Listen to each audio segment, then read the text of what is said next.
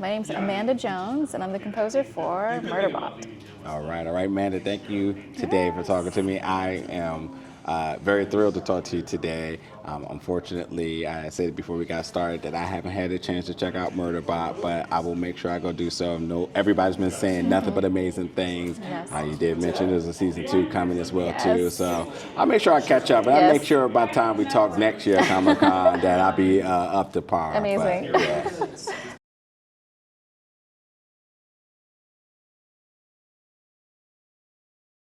Group that was founded in like 2018 by Michael Abels, who does all of the Jordan Peele stuff. And there's a concerted effort from advocacy groups like ours and the Alliance of Women Film Composers and other groups where we really knock on the studio's door and say, hey, here are the numbers. Yeah. We've done this study, and it's like a verifiable study. Yeah. There's like less than 0.5% of something of like, black women in TV. There's, the largest chunk is like white men in TV. So it was it's almost been like a decade of a concerted effort, just addressing this issue annually, hosting mixers annually, just informing the studio people annually, like, hey, a reminder that this is like, there needs to be more parity when you're kind of thinking about who you want for your next TV series or your film. Just being considerate, maybe doing a blind submission, so folks don't know who's who, but they're just only listening to the music, letting the music stand for itself. So there's been a trend towards that, and it's been so beautiful seeing composers from all different backgrounds.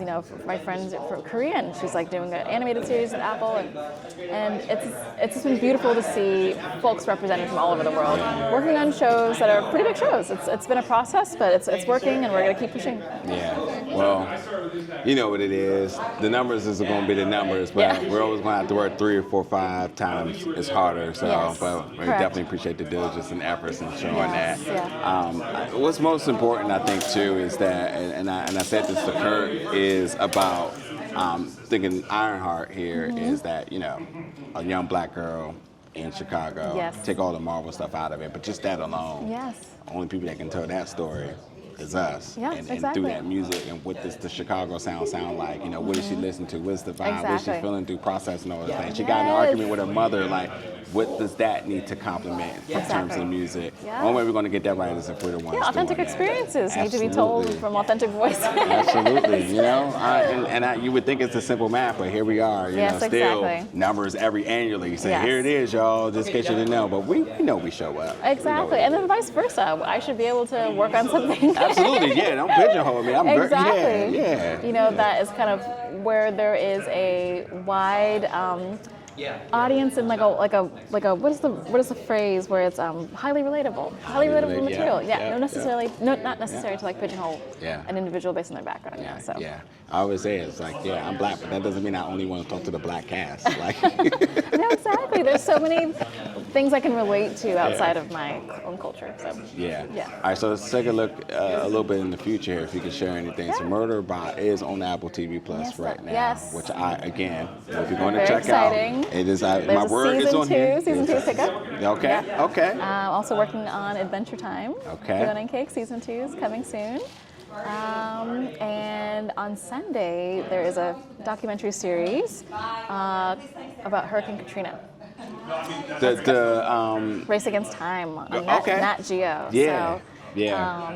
Yes, that's coming out on Sunday. My team covered it. I haven't had a chance to watch that, so they've seen it. And I got like a couple of messages, you know what I'm saying? I bawled out crying from it. So, and I believe I know we talked to one of the survivors, and the director of it is a black female. Her name. Yes.